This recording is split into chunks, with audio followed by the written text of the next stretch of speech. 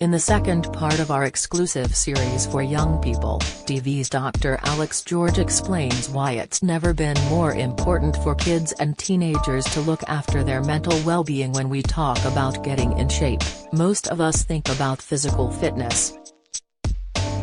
Reminders of the importance of keeping physically healthy are all around us, and we all know how good it can feel to get fresh air and keep our bodies in good working order.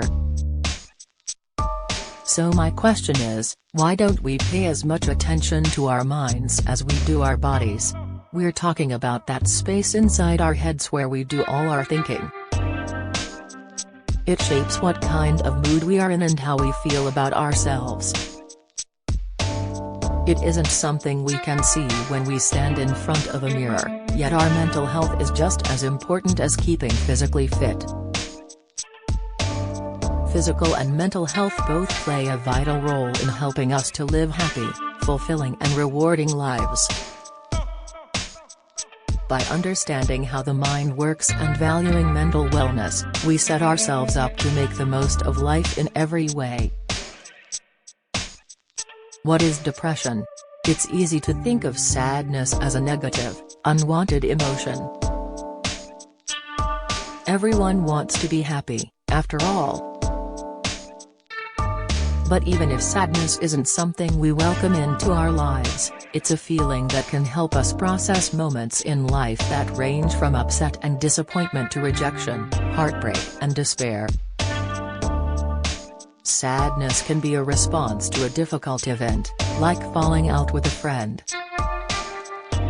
But in some cases it can set in for no apparent reason and without any sense that the situation will improve.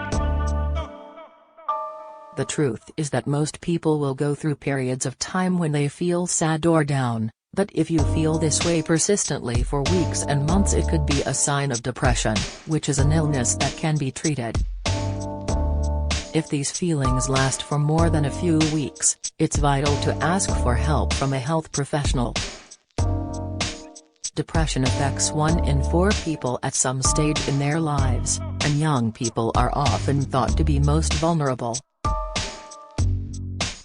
Sufferers can feel hopelessly sad or even worthless.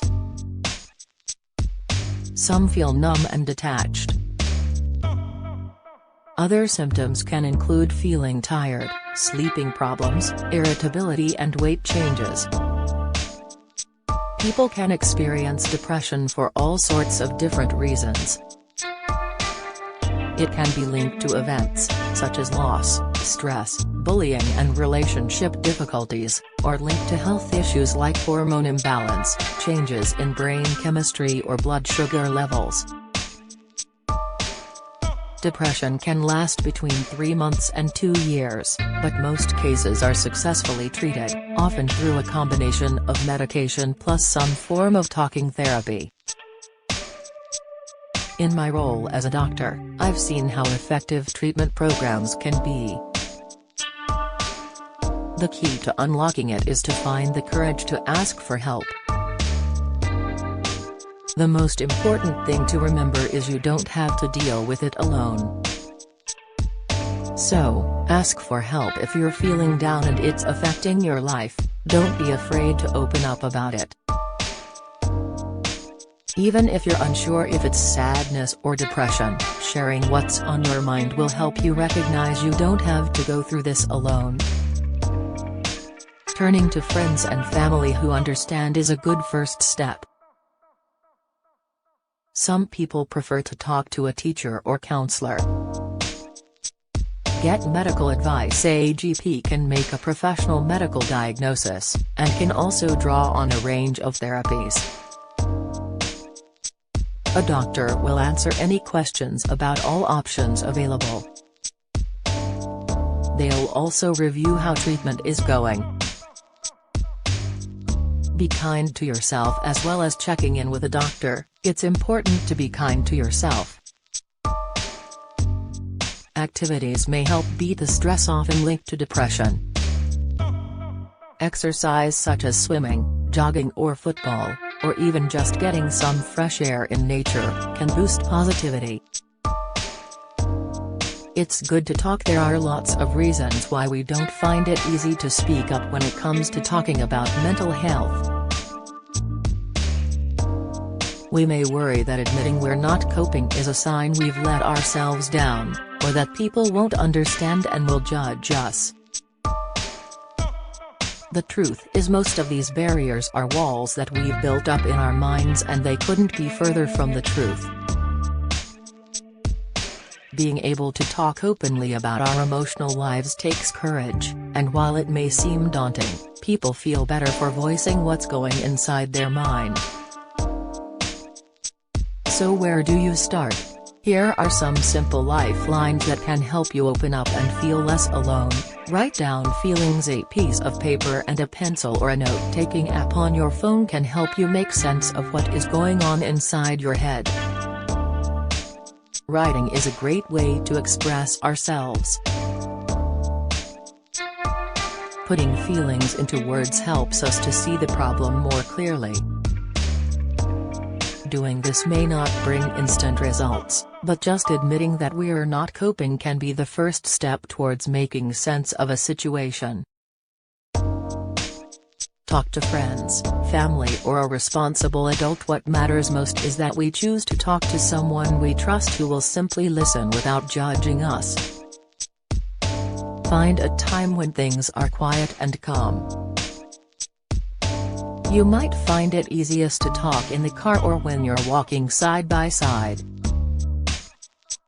At times like this, you naturally look forward rather than looking directly at each other, which can feel less intense.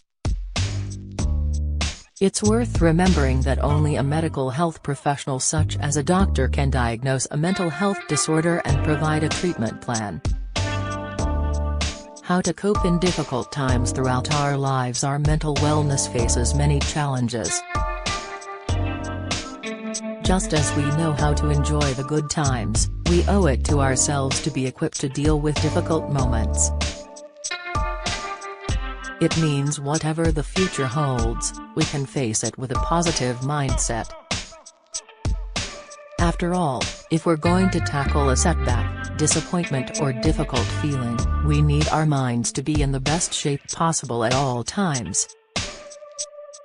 The power of resilience. What does it mean to be mentally strong? The answer involves resilience, which is a term used to describe someone's ability to deal with difficult or challenging times. We all go through tough times, face big challenges, and make mistakes in the process. But it's okay, because failure helps us to learn, develop, and grow. So each time you fail, try to stop, reflect, pick yourself up, and go again. If you can do this, you will be truly resilient. Change your attitude. Start by changing the way you look at mistakes and setbacks, for example a disappointing grade or not being picked for a team. Instead of giving up, view the experience as a learning opportunity. How you can improve. A resilient person will look for ways to improve. So revise and retake the test, or ask your sports coach what you need to work on to make the team next time. Then put the effort in. Stay positive. Even if things don't work out straight away, every attempt you subsequently make will build resilience. As an approach to life, it can only encourage confidence and help us set up a positive mindset, no matter what obstacles we face. Mindful magic. Mindful is a word we often hear without really understanding what it means. It sounds good, but what does it involve? When someone is being mindful, they are focused on the present moment rather than dwelling or worrying about something that's happened in the past or something that might happen in the future. Mindfulness is a state of calm that's available to us all. By following simple techniques, it's something we can call upon during challenging moments to help us be at peace with ourselves. Here are some simple techniques. Focus on breathing. When we're stressed, it's easy for breathing to speed up. regain control by concentrating on each breath.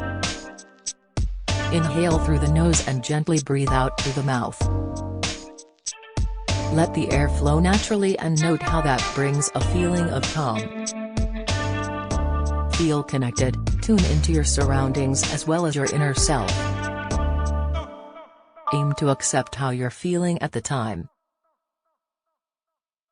Even if you're stressed, by learning to appreciate what's going on around you in terms of sight, smell, touch and even taste, your mind will begin to calm down.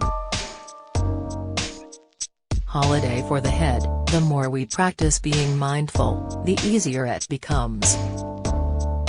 It's a question of training the brain to accept we can take a break from the noise and pressure of everyday life. Even if we're escaping a difficult moment in life, we'll return in a better frame of mind to overcome it.